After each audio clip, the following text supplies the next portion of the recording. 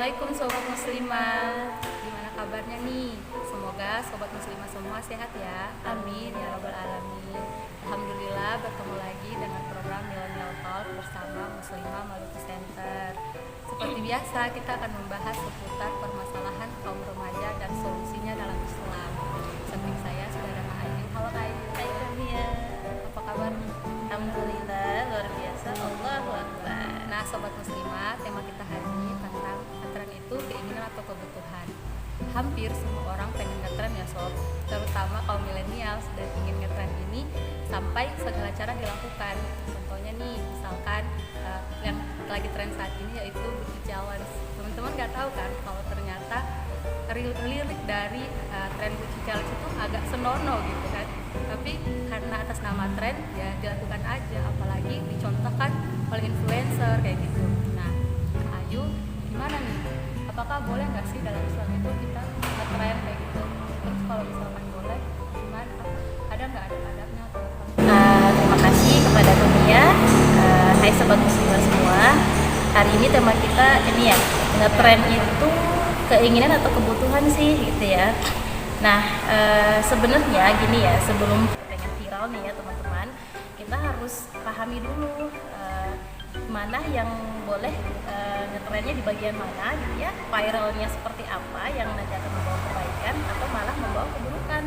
Nah, dalam Islam ya, dalam Islam Allah itu memberikan potensi pada manusia ya. Potensi pada manusia ini memiliki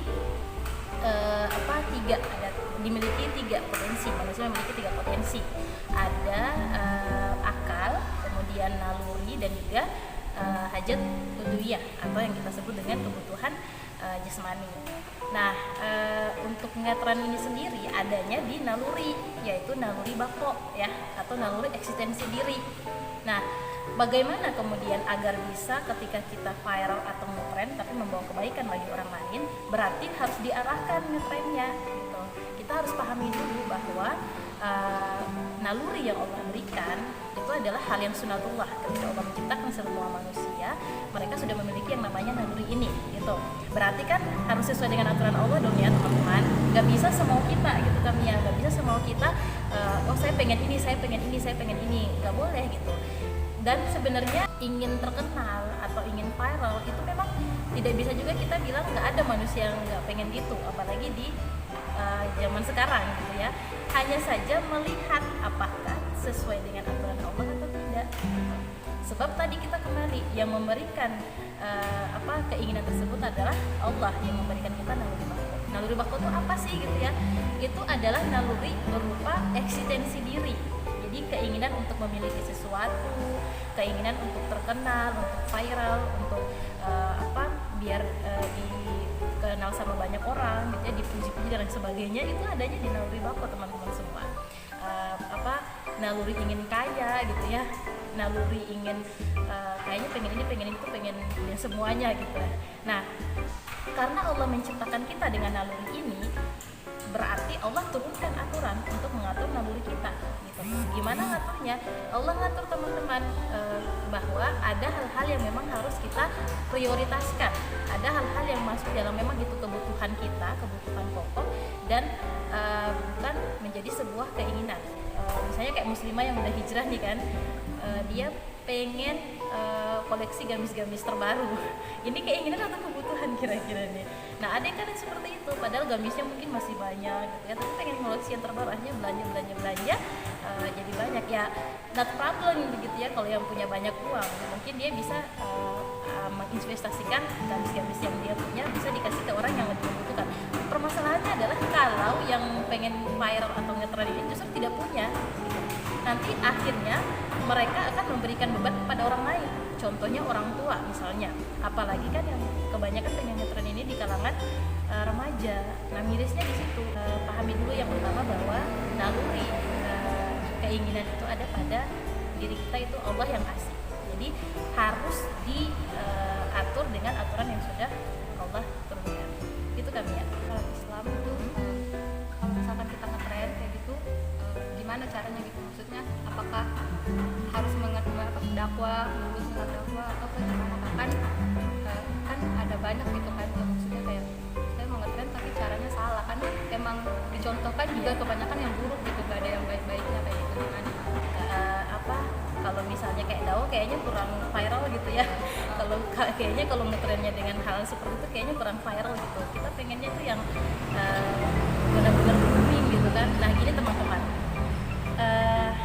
kita harus pahami bahwa itu bagian dari ujian ya, bagian dari godaan memang, karena di sistem ini kita sama-sama tahu bahwa ini bukan sistem Islam di mana kondisinya tuh kondusif untuk kemudian menjaga keimanan kita gitu ya, atau misalnya keinginan kita tadi ada pada jalan syar'i sesuai dengan hukum syara gitu.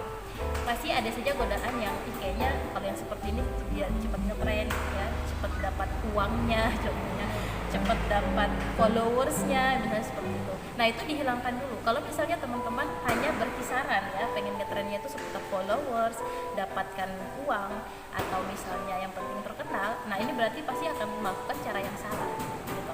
Karena memang rata-rata yang diperlihatkan atau yang dicontohkan adalah yang seperti itu, yang contoh-contoh seperti yang tadi sudah Kak Ayu katakan tadi gitu. Berarti kita harus bedakan bahwa itu bagian dari hawa nafsu, bukanlah sebuah kebutuhan gitu lah.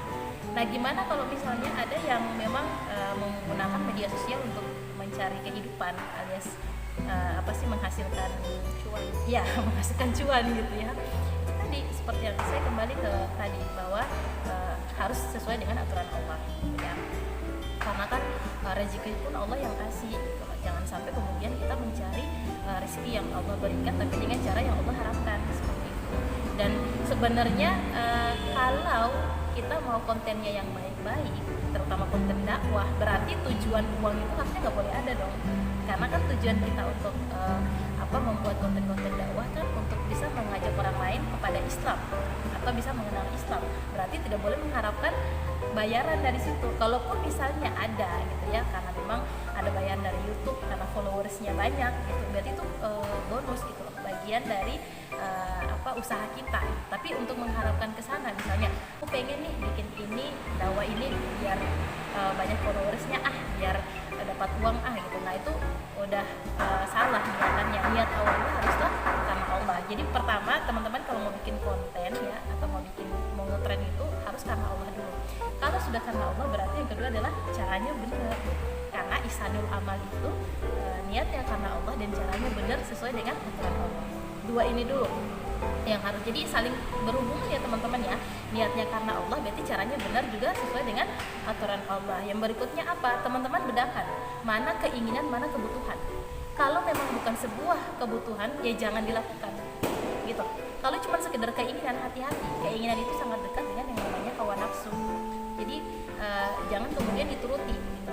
Kecuali memang itu menjadi sebuah kebutuhan, baru kemudian teman-teman lakukan. Itu pun tadi kembali ke caranya harus sesuai dengan syariat Islam. Jadi tahu ya teman-teman ya bahwa ini bagian dari keinginan saya, ini bagian dari kebutuhan saya. Dipisahkan apa yang kita prioritaskan itu. Tadi kan ada potensi yang di awal-awal tadi sudah kita katakan ya, ada 3, akal, naluri, dan kebutuhan jasmani. Nah berarti salah satu kebutuhan pokok kita yang memang menjadi kebutuhan adalah kebutuhan jasmani. Apa itu? Makan, minum gitu ya, istirahat kan. Jangan sampai kemudian hanya pengen ngetren, teman-teman menghilangkan semua ini gitu loh. Apa sih, orang benar-benar kerja keras sampai melupakan istirahat gitu ya, melupakan hak dari tubuh kita misalnya, atau uang yang seharusnya dipakai untuk kebutuhan jasmani tadi kemudian digunakan untuk pengen viral tadi, pengen ngetren tadi gitu. Nah itu berarti cara yang salah. Berarti kita sudah memenuhi keinginan kita tapi mengabaikan apa yang menjadi kebutuhan pokok. Nah seperti itu. Akhirnya nanti kita bisa milah gitu loh. Ini jadi kebutuhan saya, ini keinginan saya. Udah berarti keinginan itu bisa diwujudkan teman-teman dengan catatan kebutuhan sudah terlaksanakan atau terpenuhi. Berarti keinginan kita bisa. Seperti itu kan. Oke, wallahu a'lam bishawab. Semoga bisa dipahami ya teman-teman ya, semoga bisa bermanfaat, bisa menambah syafafah karena untuk jadi paham gini bahwa sebenarnya ngetren itu menjadi sebuah kebutuhan atau keinginan sih. Penutup sebelum Kak Ayu kasih ke kami ya, hanya pengen bilang seperti ini teman-teman. Tidak usah ngetren di hadapan manusia, yang penting ngetrennya di hadapan Allah. Dengan cara apa? Menjadi hamba Allah yang taat kepadanya, mengikuti gitu. Tidak usah berlomba-lomba mencari perhatian atau pujian manusia, tapi rusak di hadapan Allah. Jadi harus menjadi orang yang memang mulia di hadapan Allah, tapi juga mulia di hadapan manusia. Bukan rusak di hadapan manusia, jangan salah ya. Jadi kalau bisa mulia di hadapan Allah, mulia di hadapan manusia, tapi nggak perlu ngetren juga gitu ya. Oke, wallahu a'lam bishawab. Jadi dapat disimpulkan bahwa kita itu harus bisa, maksudnya mau ngetren tapi harus sesuai dengan syariat yang Allah tetapkan dan terinspirasi dari Uwais Al-Qarni ya. Jadi kita itu harus tetap maksudnya followersnya kita itu bukan hanya manusia, tapi harusnya followers kita itu malaikat. Kita itu harus terkenal di antara para malaikat gitu. Kan kata-kata Uwais Al-Qarni adalah tak dikenal oleh penghuni bumi tapi terkenal di antara penghuni langit kayak gitu. Masya Allah, semoga kita termasuk orang-orang yang terkenal dan didoakan oleh para malaikat. Followers kita bukan manusia saja tetapi juga para malaikat. Amin ya rabbal alamin. Itu saja tema pembahasan kita pada hari ini teman-teman, sahabat muslimah, semoga bermanfaat. Assalamualaikum warahmatullahi wabarakatuh.